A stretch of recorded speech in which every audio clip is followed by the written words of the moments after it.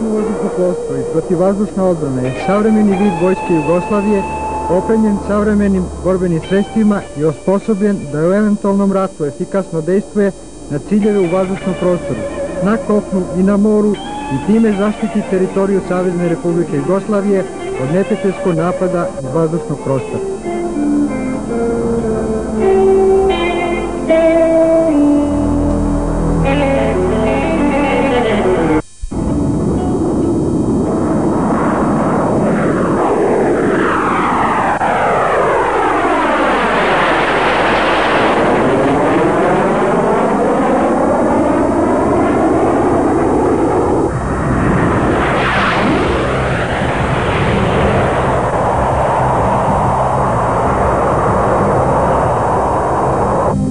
Ratno vazduhoplovstvo i protivvazdušna odbrana u ratu prvo prima i uzvraća udar neprijatelju, a u miru ono predstavlja značajan faktor odvraćanja od eventualne agresije, garant mira i slobode Savezne Republike Jugoslavije.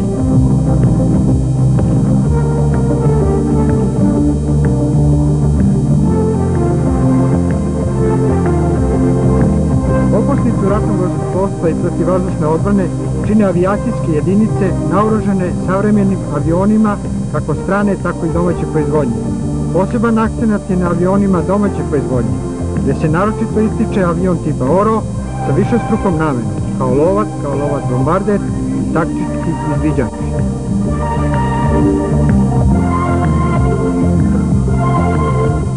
I kod najsavremenijih borbenih sredstava čovek je bitan faktor u njihovoj upotrebi, a kod tehničara za naoružanje uvežbanost se meri sekundama.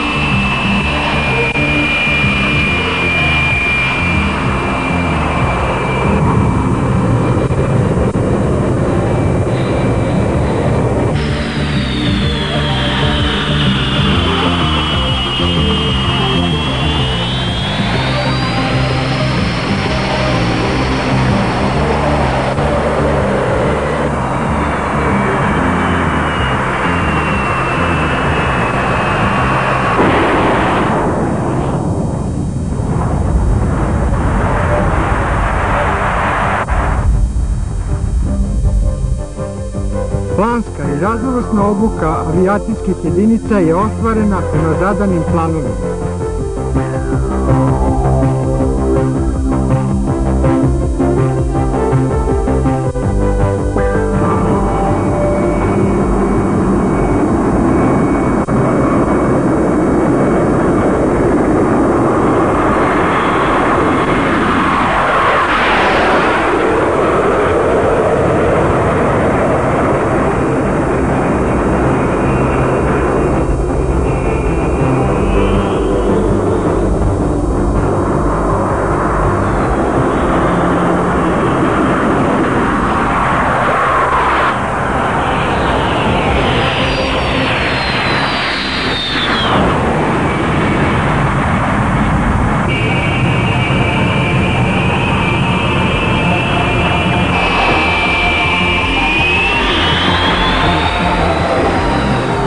Sistem protivvazdušne odbrane je jedinstven sistem koji u miru neprekidno funkcioniše, a svoje mirnodopske zadatke izvršava na način kako bi to činio i u ratnim uslovima. Sistem je organizacijski postavljen tako da otkrije i dejstvuje po svakom nepoznatom objektu u vazdušnom prostoru i u svim vremenskim uslovima. Sistem vazdušnog osmatranja, javljanja i navođenja prvi reaguje. Podaci o objektima u vazdušnom prostoru se u operativne centre prenose preko više sistema veza. U centrima se vrši njihova identifikacija, selekcija prioriteta i donosi se odluka o eventualnom dejstvu po njima. Tako je postignut celovitost funkcionisanja i delovanja sistema protivvazdušne odbrane, uključujući upotrebu lovačke avijacije i u složenim meteo uslovima.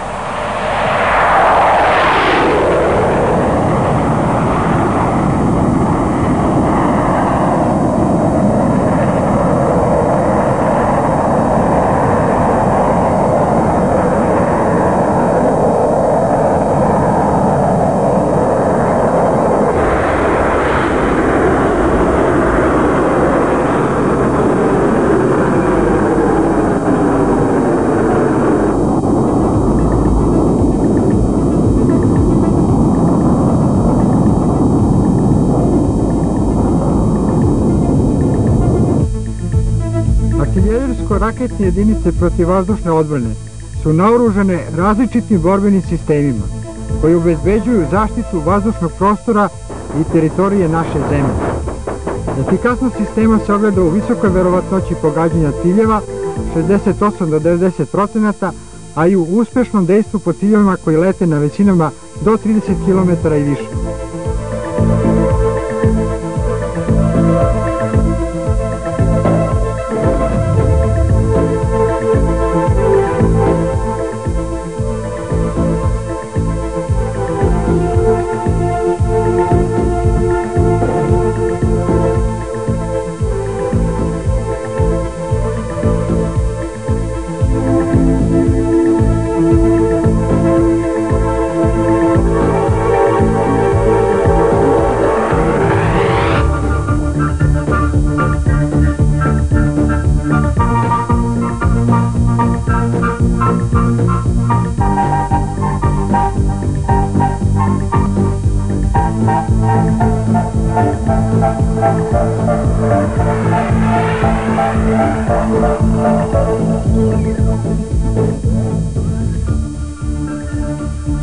Obuka ljudstva za obsluživanje savremenih raketnih sistema tipa NEVA je planska, kontinuirana i nedeljiva sa obukom jedinica vazdušnog osmatranja, javljanja i navođenja, operativnih centara, jedinica veze i drugih.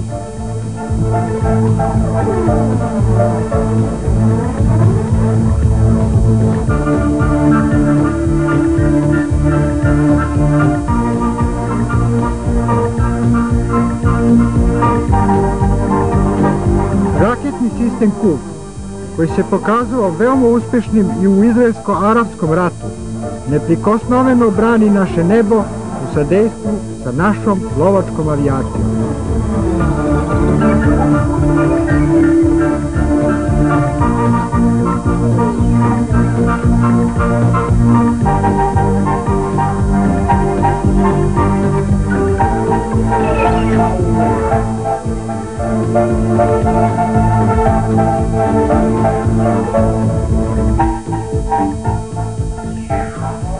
Školovanje kadra za potrebe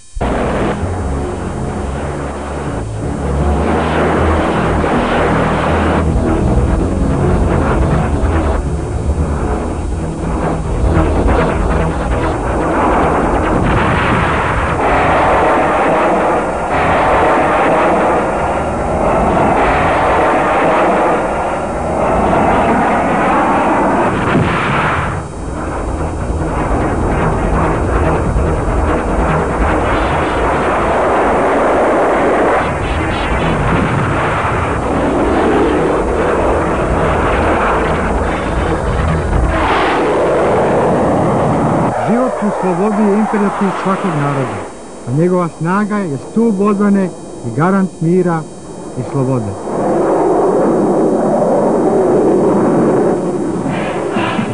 I uz snažan zvuk motora avion dotakne nebo, mešaju se osjećanja neizmerne snage i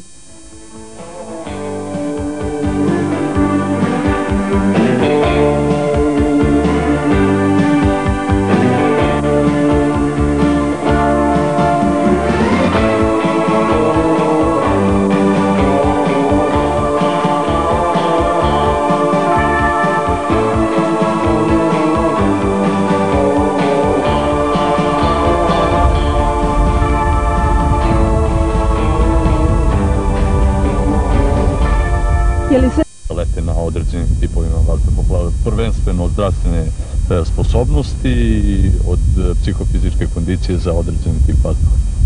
A šta je san svakog pilota? San svakog pilota, ja mislim da je da leti na što savremenijem, što boljem i što bržem vazduhu. Postoji li mali strah? Je li to neka kategorija koja se vremenom prevaziđe ili prosto postoje neka druga osjećanja koja potiču strah? Strah možda je nekad bio strah može da bude samo od onoga što se ne poznaje, što se ne zna tačno, a kad se savlada dobro tehnika, kad se savlada letenje, onda strah prelazi u nešto drugo, prelazi u zadovoljstvo za letenje. Kad biste bili u poziciji da ponovo birate zanimanje, da li biste se opredelili za isti posao? Pa sigurno da sam opet neki mali dečak i da opet treba da biram svoj poziv, životni put, ponovo bi izabrao da budem pilot. Srećno poletno.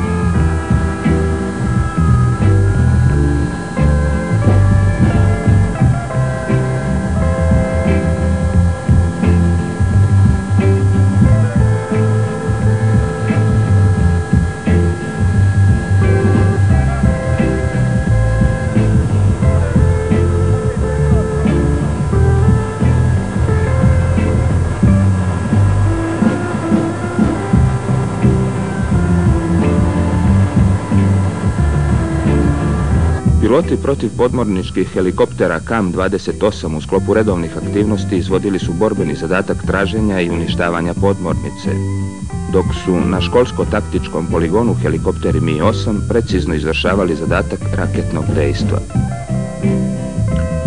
Na obližnjem školsko-taktičkom poligonu propratili smo i dejstvo aviona Super Galeb, koji je u sklopu svakodnevne obuke uvježbavao gađanje raketnim i topovskim naoružanjem.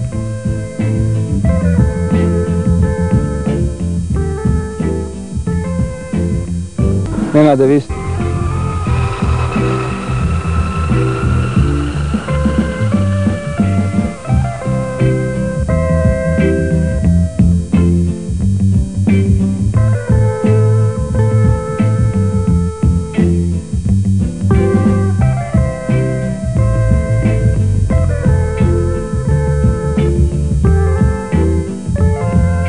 Mi-29 je ruski dvomotorni lovački avion namenjen za uspostavljanje prevlasti u vazdušnom prostoru. Zajedno sa lovcem Suhoj Su-27, MiG-29 predstavlja osnovu frontovske avijacije ruskog vazduhoplovstva. Iako su novi ruski lovački par zapadni stručnjaci prvobitno omalovažavali, oba aviona, i MiG-29 i Su-27, demonstrirala su izvanredne letne karakteristike, bolje od lovaca NATO saveza. Radar MiG-29 posjeduje načine rada gledaj dole, pucaj dole, što je osnovno za presretanje niskoletećih jurišnih aviona, mogućnost koja je nedostajala ranijim sovjetskim lovcima. Od naoružanja MiG-29 ima top GŠ-30 od 30 mm, a nosi do 6 raketa vazduh-vazduh. Može se upotrebljavati i za napad na ciljeve na zemlji. Zbog svojih karakteristika MiG-29 je prodat mnogim zemljama. Jugoslovensko ratno vazduhoplovstvo prve MiG-ove 29 dobije 1987. godine. Od tada određeni broj tih lovaca zajedno sa starijim MiG-ovima 21 nalazi se u sastavu 204. lovačkog puka Jugoslovenskog ratnog vazduhoplovstva na Batajnici. Kako javljaju strane agencije, Hrvatska je nedavno kupila 2 MiG-29. Iz vesti koje stižu o tim letelicama još se ništa detaljnije ne zna. Običaj je Rusa da kad prodaju svoje borbene avione nekim zemljama isporučuju takozvane downgraded, to jest unazađene letelice sa slabijom elektronikom, motorima ili naoružanjem. Prema pisanju britanskog časopisa Air Forces Monthly iz 1988. godine, jugoslovenski MiG-ovi 29 odgovaraju ruskim aparatima prve